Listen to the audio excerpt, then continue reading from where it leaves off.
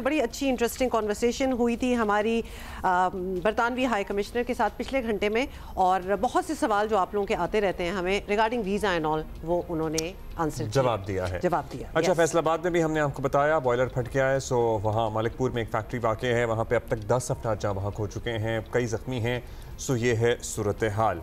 अब जरा by elections की बात कर लेते हैं, हमारे यहाँ क्या हो रहा है।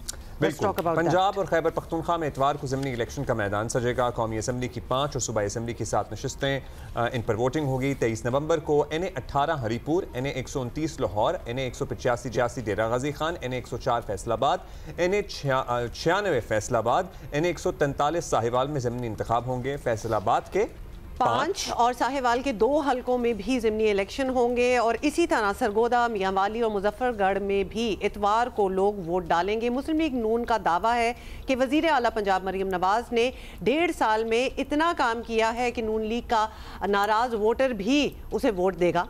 बड़ी बात है। दूसरी तरफ ये भी बता दें कि ऐसे वादे कुछ तहरीक इंसाफ के भी हैं। उनका दावा है कि तमाम तर सख्त हालात के बावजूद तहरीक इंसाफ का वोटर अब तक उससे जुड़ा हुआ है। जिन नशिस्तों पर ज़मीनी इलेक्शन हो रहे हैं, ये PTI के लोगों को इलेक्शन कमीशन की जानिब से नाअहल करार देने की वजह से खाली हुई हैं, और PTI को लगता है कि ये नशिस्तें वो दोबारा हासिल कर लेंगे। सो आपको पता है, वैसे तो हमारे यहाँ कोई भी छोटा मोटा इलेक्शन भी हो तो बहुत बड़ी चीज़ बन जाता है, और यहाँ तो दावे आ रहे हैं दोनों साइडों से। तो let's see how that works out. ज़िमनी इलेक्शन में हुक्मरान जमात को वोट देने का रुझान रहा है हमेशा से, मगर वोटर्स कभी भी कोई सरप्राइज दे सकते हैं। लेकिन जब PTI एक्चुअली हुक्मरान जमात थी तो वो ज़िमनी इलेक्शन मुसलसल हार रही थी, जस्ट बाय द वे। सो इमरान खान के दौरे हुकूमत में हमने आपको बताया इलेक्शन में अपोजिशन में होते हुए भी नून लीग ने ज़्यादातर सीटें जीती थी। उधर खैबर पख्तूनख्वा के इलाके हरीपुर में उमर अयूब की नाअहली के बाद इनकी अहलिया शहरनाज कौमी असम्बली का ज़मीनी इलेक्शन लड़ाई हैं। वज़ीर आला खैबर पख्तूनख्वा सुहेल आफरीदी को इलेक्शन कमीशन ने आज तलब किया हुआ है। उन्होंने हरीपुर में इंतखाबी मुहिम में हिस्सा लेते हुए इंतज़ामिया, पुलिस और इलेक्शन अफसरान को धमकी दी थी। क्यों नहीं कह रहे आप? धमकी दी थी, धमकी ही दी थी उन्होंने। लेकिन क्या कहा था ये सुन लें। हाँ सुने। 23 तारीख को हमारा किसी से मुकाबला नहीं है। उमर अयूब साहब का अपनी अहलिया से मुकाबला है, क्योंकि इंशाअल्लाह ताला इनकी अहलिया ने इनको हराना है। इन्होंने 1,96,000 वोट लिया था, इंशाअल्लाह इनकी अहलिया 2 लाख से ज्यादा वोट लेगी इंशाअल्लाह ताला। मैं अपने डिस्ट्रिक्ट एडमिनिस्ट्रेशन और पुलिस को ये पैगाम देता हूं, अगर 23 नवंबर को कोई भी बदमस्ती हुई, वोटों को तब्दील किया गया, रिजल्ट को तब्दील किया गया, तो मैं अपनी आवाम के सामने वादा करता हूं, अगर रात को कोई मसला आया तो सुबह की रोशनी आप नहीं देखेंगे। अगर सुबह को मसला आया तो मैं वादा करता हूं कि रात का अंधेरा आप लोग नहीं देखेंगे इंशाअल्लाह ताला। वैसे ये इसे क्या समझा जाए? कुछ नहीं समझा जाए, आगे चलते हैं। मतलब नहीं, मैं ये सोच रहा था कि हम किस तरह से किसी को कह रहे हैं कि अगर सुबह कुछ हुआ तो रात नहीं देखेंगे, और रात कुछ हुआ तो सुबह की रोशनी नहीं देखेंगे। सो रोशनी ना देखने या रात ना देखने का क्या गायब हो जाएंगे, अगवा हो जाएंगे, मार दिए जाएंगे, क्या बात होगा? आपने थोड़ी सी की है पर्टिनेंट, क्योंकि आगे एकदम से जब क्लिप आया ना आवाम का, ये देख लें, और वो सारे तैयार बैठे थे, तो वो क्या समझ रहे हैं इस बात को? और जब आप आवाम में खड़े हो किस तरह की जज्बाती बातें करते हैं। आप तो कह के चले गए, और किसी ने वाकई किसी के साथ ऐसा सलूक कर दिया कि सुबह उसने कुछ किया और वो रात ना देख सका, और रात को कुछ किया तो सुबह की रोशनी ना देख सका। तो देखिए, इसकी इंटरप्रिटेशन तो हर दिमाग अपने हिसाब से निकालेगा ना। तो क्यों इतनी एम्बिगुअस बातें हो रही हैं? बल्कि इतनी एम्बिगुअस भी नहीं है, बड़ी क्लियर कट बात है। लेकिन what are you even trying to say? अच्छा, इलेक्शन कमीशन ने, आगे चलते हैं, सुहेल आफरीदी के अलावा उम्मीदवार शहरनाज उमर अयूब को भी तलब किया है। सुहेल आफरीदी का कहना है कि उनके बयान को मरोड़ कर पेश किया जा रहा है। 1 मिनट का तो हमने चलाया, सुना दिया। वैसे उन्होंने किसी को मारने की धमकी नहीं, मतलब बेसिकली उनके जो वर्ड्स थे ना, वहाँ यहाँ इंटरप्रिटेशन की बात होती है, क्योंकि इतने मोड़ तोड़ के वर्ड्स खुद यूज़ किए तो कल को अगर कोई कहे कि आप तो ये धमकियां लगा रहे थे या मारने की बात कर रहे थे, तो कहेंगे कि मैंने तो क्लियर कट ऐसी मेरी बात बात नहीं सुने, की। हमने फिल्मों में अक्सर ये डायलॉग देखे हैं, तुम कल का दिन नहीं देखोगे, तो इसका मतलब क्या होता है? हमेशा से यही होता है ना कि आप किसी को कत्ल करने की धमकी दे रहे हैं। अगर कोई और शख्स यहाँ पे कहे कि अगर तुमने कुछ किया तो रात नहीं देखोगे, या रात को अगर कोई आपसे बात कर रहा हो तुम सुबह का सूरज नहीं देखोगे, तो फिर इसमें तोड़ मोड़ क्या है? इसमें यही कहा जा रहा है ना कि मैं नहीं छोड़ूंगा या you would not be spared. What is तोड़ना मड़ोड़ना इन दिस?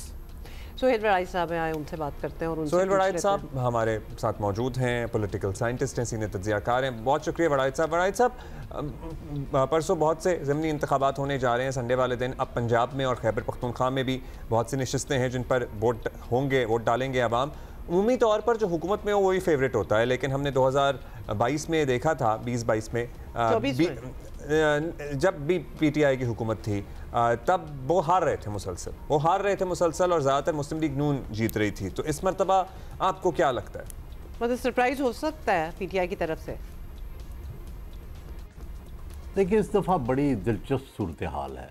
तहरीक इंसाफ ने अमूमी तौर पर, जो कि बड़ी राइवल है पंजाब में और खैबर पख्तूनख्वा में, तो इस दफ़ा उन्होंने सिर्फ 2 हलकों में सही कॉन्टेस्ट कर रहे हैं। और एक लाहौर का हलका है जो पहले मियां हमाद अज़हर थे, वहाँ से फिर उनके वालिद मियां अज़हर साहब थे। इस दफ़ा हमाद अज़हर तो इलेक्शन नहीं लड़ रहे, लेकिन अरसलान उनके जो कज़न हैं वो इलेक्शन लड़ रहे हैं तहरीक इंसाफ के टिकट पे। और बाकी पंजाब में तहरीक इंसाफ किसी भी जगह इलेक्शन में हिस्सा नहीं ले रही।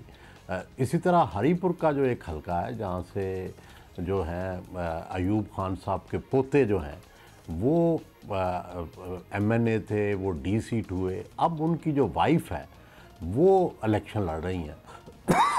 और उसके मुकाबले में नून लीग ने जो बाबर नवाज साहब हैं उनको टिकट दिया है। कैप्टन सफदर भी वहाँ पे कैंपेन कर रहे हैं। तो बुनियादी तौर पर ये 2 हलके तो इसलिए अहम हैं कि यहाँ नून और तहरीक इंसाफ जो है वो आमने सामने है। एक हरीपुर का हलका और एक ये जो लाहौर का हलका है। और कुछ और हलके भी अहम इसलिए हैं, जैसे डेरा गाजी खान का एक हलका है कि उसमें बड़ी सितम ज़रीफ़ी और कुदरत की सितम ज़रीफ़ी और अजब मामला है कि साल हर साल तक खोसा फैमिली जो है वो नून के साथ रही। सरदार जुल्फ़िकार खोसा नून के गवर्नर रहे, सीनियर वज़ीर रहे, उनके बेटे जो दोस्त मोहम्मद खोसा हैं वो अबूरी वज़ीर आला भी रहे। लेकिन इस दफ़ा दोस्त मोहम्मद खोसा पीपल्स पार्टी के उम्मीदवार हैं, और जो लगारी ख़ानदान हमेशा पीपल्स पार्टी में रहा उनके नुमाइंदे महमूद कादर लगारी जो हैं वो नून के नुमाइंदे हैं। तो ये आपस में आमने सामने हैं। देखना ये होगा कि वो जो 2 इत्तेहादी हैं पीपल्स पार्टी और नून लीग, वो किस तरह एक दूसरे के आमने सामने हैं और उसका नतीजा जो है वो क्या होता है। क्या खोसा फैमिली जिसने साल साल तक लोगों के काम करवाए वो, या इस वक्त जो बरसर इक़्तिदार लगारी फैमिली है और उनके फादर सरदार फारूक खान लगारी प्रेसिडेंट रहे, ये पुराना खोसा लगारी कॉन्फ्लिक्ट चला आ रहा है, तो उसमें से कौन जीतता है? दो ही देखने वाले होंगे कि उमर अयूब साहब की वाइफ जो है वो क्या दोबारा अपना हलका जीत सकती है, या मुस्लिम लीग नून ने कुछ इन रोड्स बना ली हैं, कैप्टन सफदर ने वहाँ को कमाल कर दिखाया है। It is certainly going to be interesting. अच्छा राइट साहब, इन इलेक्शंस में पीपल्स पार्टी भी कोशिश ऑब्वियसली करती नज़र आ रही है, लेकिन कम अज़ कम पंजाब में हालिया सालों में इस बड़ी जमात का फुटप्रिंट जो है वो काफ़ी ख़त्म होता नज़र आया है। तो इंतखाबी नताइज तो यही बता रहे हैं कि ऐसा ही हो रहा है। बिलावल साहब, ये ट्रेंड बदलने में, इसको रिवर्स करने में कामयाब क्यों नहीं हो सके? देखिए जी, सेंट्रल पंजाब में तो ये बिल्कुल आप ठीक कह रहे हैं। सेंट्रल पंजाब में तो पीपल्स पार्टी ने का कोई अगर एक कैंडिडेट एक फैसलाबाद में है, लेकिन वो भी आज़ाद कैंडिडेट पे के तौर पर हिस्सा ले रहे हैं। तो मलिक असगर अली कैसर वो पुराने पीपल्स पार्टी के हैं, आज़ाद इलेक्शन लड़ रहे हैं। तो लेकिन अदरवाइज़ सेंट्रल पंजाब में हर जगह नून जो है वो है, या उसके मुकाबले में आज़ाद उम्मीदवार हैं। पीपल्स पार्टी उनको सपोर्ट कर रही है। लेकिन मुजफ्फरगढ़ में और डेरा गाजी खान में, जहाँ के पीपल्स पार्टी अब भी मौजूद है और उसका वोट बैंक मौजूद है, वहाँ पे वो सूबाई सीट पे भी पीपल्स पार्टी का एक कैंडिडेट है और नून को वहाँ पे अपना कैंडिडेट बिठाना पड़ा है। और दूसरा, जैसे खोसा और लगारी जो एक कॉन्टेस्ट चल रहा है उसमें एक पीपल्स पार्टी की तरफ है, एक नून की तरफ है। बड़ी बात पहले भी बहुत दफ़ा हो चुकी है, लेकिन मौजूदा उम्मीदवार देखें तो फिर सवाल वही करना पड़ता है कि हमारी सियासी जमातें, सभी जमातें ख़ानदानी सियासत से बाहर नहीं आ रही हैं, नहीं आती हैं, नहीं आ सकती हैं शायद। अब तलाल चौधरी और उमर अयूब की फैमिलीज़ को टिकट मिलने की और क्या वजूहात हो सकती हैं? मतलब एक जमात जो इस सिस्टम बदलने का दावा करती थी वो भी नहीं बदल पाई और बाकी करना ही नहीं चाहते, तो ये सिस्टम बदलना फिर नामुमकिन ही है ना, या नामुमकिन क्यों है?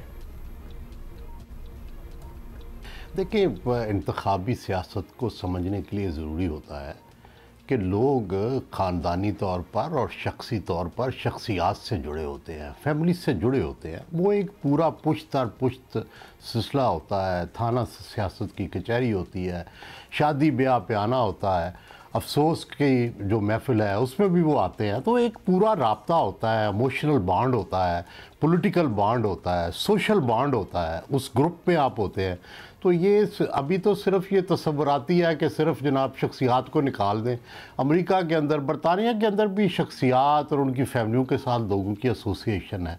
इसीलिए तलाल चौधरी के भाई जो हैं बदर तलाल, राना सनाउल्लाह के जो दामाद हैं राना अहमद शहरयार, वो भी इलेक्शन लड़ रहे हैं। उधर उमर अयूब भी इलेक्शन लड़ रहे हैं, उधर लगारी भी इलेक्शन लड़ रहे हैं, उधर खोसे भी इलेक्शन लड़ रहे हैं।